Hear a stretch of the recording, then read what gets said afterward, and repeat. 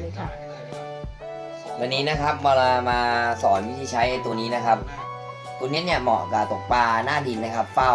แต่ว่าเราต้องมีราวไม้ไผ่หรือว่าเราต้องมีที่ปักนะครับนี่นะครับวิธีใช้เนี่ยถ้าเกิดเป็นลอกสปินเนี่ยง่ายมากครับจับเสียบเข้าไปกับคันใกล้ๆรีซีฟนะครับเอาเลยครับเนี่ย90องศา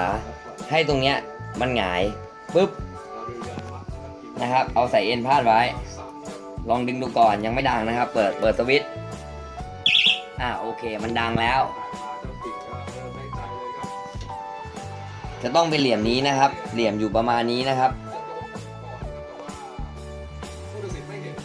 คราวนี้เราลองนะครับสมมติเนี่ยผมไม่มีที่ปักหน้าดินนะผมลองเป็นนี่เนาะเบรกออกนะครับเบรกออกได้แต่ว่าให้มันตึงพอสมควรเดี๋ยวผมให้ดูเบรกก่อนเบรกให้พอหวานพอสมควรพอตึงๆนะครับคือหวานมากเลยก็ไม่ดีนะครับเพราะตกปลาหน้าดินรู้อยู่แล้วครับหวานมากนี่ปลามันกระชากปุ๊บมันอาจจะนี่เลยนะครับมันอาจจะพันหรือว่าเละไปเลยปุ๊บผมสมมุติว่านี่เป็นที่ปักราวหน้าดินนะครับผมเอาสายเกี่ยวไว้เราตีเสร็จเราก็เอามาเกี่ยวไว้ข้างหลัง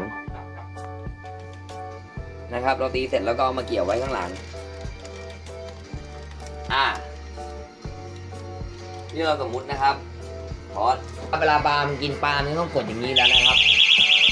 ยังไงก็ดังครับ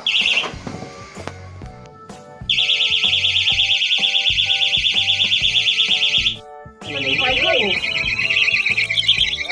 จะได้รู้มีไฟด้วยเบ็ดไม่ปิดดึงออกนี่